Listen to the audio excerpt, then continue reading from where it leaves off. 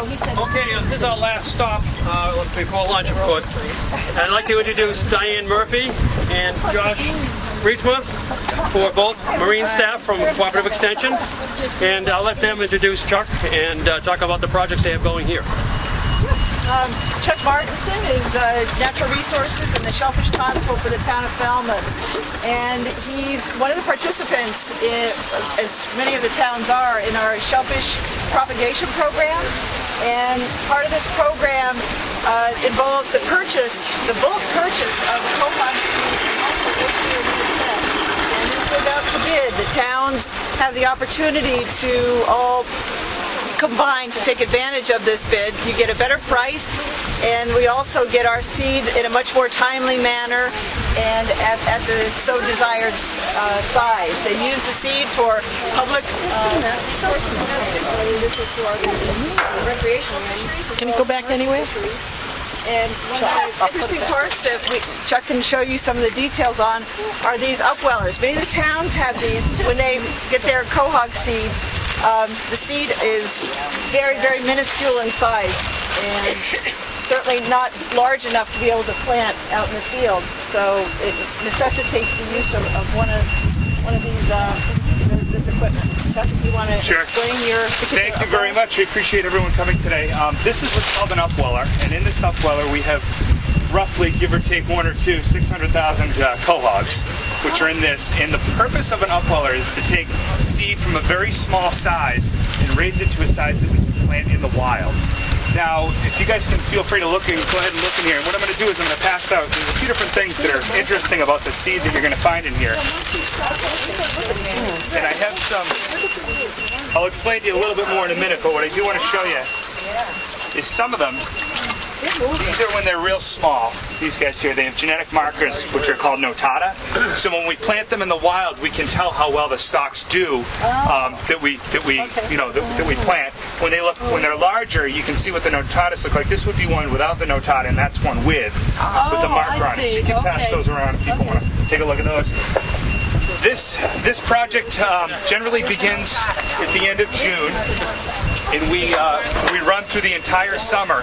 And the project, the way we work it is we have volunteers from the Senior Environment Corps and also some other groups such as the Falmouth Fishermen's Association, the Boy Scouts of America, and a number of other groups actually help us grow the seed, which a portion of it, 200,000 of them, come from the county.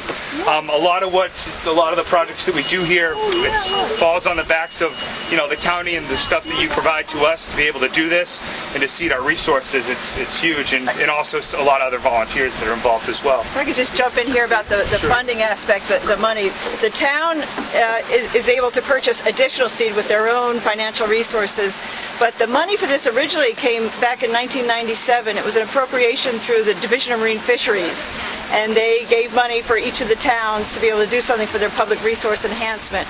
The first year, first 1 or 2 years, they did individual projects, and then the county seed program developed out of that because it was a way to pool resources. So instead of having 10, 13, 14, 15 different towns trying to administer this purchase, it was all done through the county.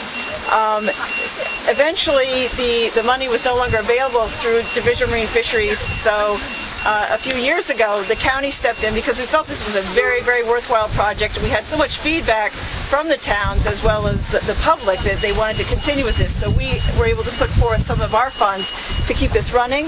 And then last year, or actually it happened this year, we kept the program running through the county as well as funds, an important chunk of funds from Woods Hole Sea Grant. So you can see there's a lot of buy-in and a lot of concern about the importance of the program, enough so that we financially back this and to keep it running. Something else to explain to you guys, which is very interesting, is just the number of commercial fishermen that we have in the town has jumped. Back in 1997, we roughly had 80, and as the economy fell, we certainly found a lot of people that they used to be builders and do that type of the trades work were falling into shellfishing. So it was in these tough economic times, we're finding that the environment also takes the hit as well because there's more people that are falling back to things such as commercial shellfishing to make a living, and then also the recreational side, people going out and getting food. So these are quahogs. These will be harvestable size, hopefully by the end of next summer. It varies depending on where we put them. And in addition to quahogs, anyone have any questions on the quahogs? I'm sure people do. You can feel free to ask me throughout the time. But we've got a few other things I want to show you. I know your time is somewhat limited. What's the difference between quahogs and steamers? Steamers are soft-shell clams. It's a different variety. Throughout the United States, the terms vary. There's 3 different sizes of quahogs. There's what they call neck, chowders, which is the largest size, neck, which is the smallest, and then the middle, which they call, which are called cherry stones. Yeah, so those are different sizes of quahogs, and then there's steamers. About little necks that you're about ready to eat? one of the Shell Fishermen associations are concerned about having enough little necks because in harvesting a bushel of little necks, it's a lot more profitable than harvesting a bushel of quahogs. Yeah, so what happens is the smaller little necks pay a much greater price than the larger ones just because people generally eat them on the half shell. There's more demand for them. Yeah. So let me get the scallops for the oysters for 1 second. Hang on one second. 2007, commercial permits for shell fishing have grown from 900 to over 1,000. And recreational permits have jumped from over 13,000 to now over 17,000 recreational permits. So this keeps all those animals in the water for that. So one of the things now the oyster program that we run is 100% funded through the county. We receive all of our culch bags from the county project. What did you say they were? These are called culch bags, and what happens is, do you want to explain? You can do this one, and then we have these bags made. What this is these are just filled with plain old clamshell, surf clamshell that comes from a shucking house. Otherwise, they'd either throw it away or use it in driveways. We have it. We recycle it. We bring it to the Dennis DPW in big truckloads full.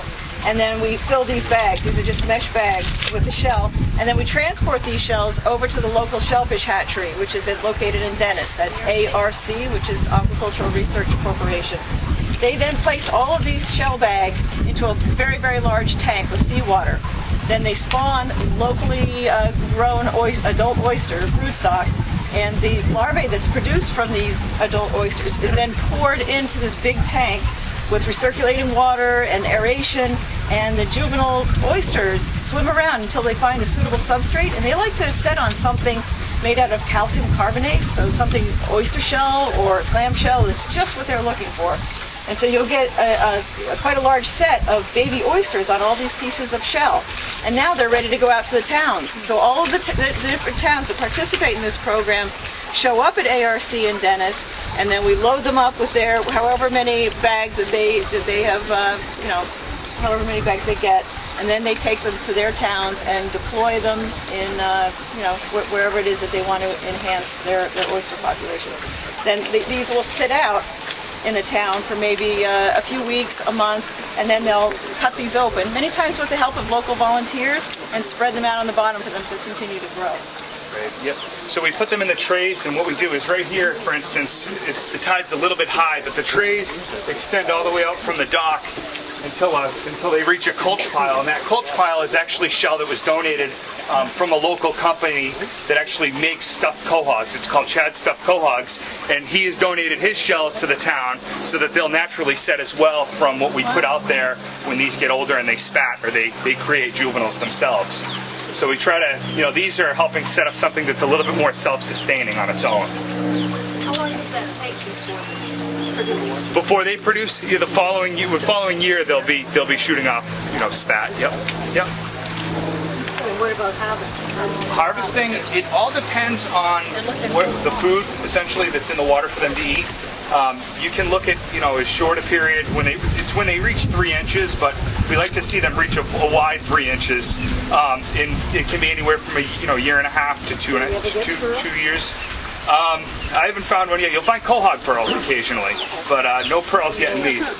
That might be a whole new project we might need to talk to you guys about. Help you fund it. Yeah. Well, I was down in Mexico to a place that Sure. black pearls. So, Have research projects. We work closely with the town, the Shellfish Constable in particular. Another project that we have here in West Falmouth and just beyond sort of that house that you see out there was a pilot study to look at bay scallop spawning sanctuaries and we created an underwater fencing system to hold bay scallop broodstock, so that when they spawn, the seed that they released in the water would hopefully repopulate West Falmouth Harbor or wherever it is that we deploy these. And again, it's sort of an experimental stage, and we're looking at alternate uses for it as well, maybe multi-species. And so we've been working with Chuck for a couple years now with that project.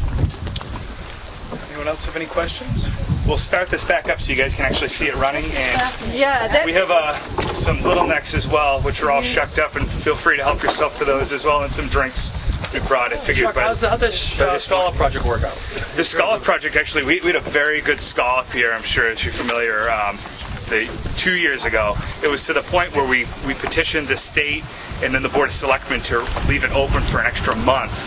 It was a tremendous year, and the scallop project works wonders. It's worked wonders. Essentially, it allows us to control the predation and allow spawning to take place in the harbor without the predators coming into the area. We can trap inside of it and catch. It also, you're holding scallops in enough density so that when fertilization will happen. Otherwise, it's kind of hit or miss. If you have very, very sparse populations, low numbers, the chances of male and female gametes mixing is much lower. But holding everything in that pen works out better. We've tried various different types of gear. We've done spawning sanctuary within cages, where you have bags set into cages, and that tended to hold them maybe a little bit too crowded, and they didn't do quite as well. This way they're free swimming, and just it's sort of a easier going environment for them, and they seem to do quite well. The years are variable as far as how well they do. The first year it worked gangbusters. It doesn't work extremely well every year, and the variability, we're still looking at the factors that contribute to this. And So if somebody wanted to volunteer to be helpful, what would they do? Call my office. yeah, I'm going to steal you from her. that's all right. Department of Natural Resources, please. And Quick. and it's 457-2536. We'll take as many volunteers as we can get. Is this West Falmouth Harbor? This is West Falmouth Harbor. So there's four. Have you never been right here? now. There's we're town funded. There was a third one. McDougall's Marine was looking to do some work on one of their docks, and they were initially going to look at possibly giving us money for remediation for shellfish. And we said, well, we pitched the idea to them that they come in, they purchase an upweller, and then we would have our volunteers grow shellfish in it, and they unbelievably bit. So they are going to fund this upweller in Falmouth Harbor forever. They pay for the fuel, they pay for they pay for the energy for it, they pay for just about everything except for the seed that goes in, which is funded by the town of the county. We'll turn this on. I think folks Why don't are we interested turn in it on? Yep. Getting dry. Yeah. We'll make it high tide fast.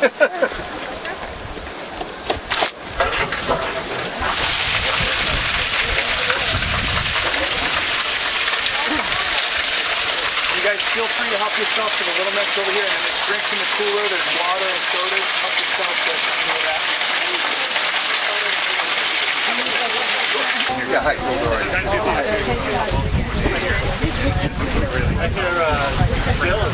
Yeah.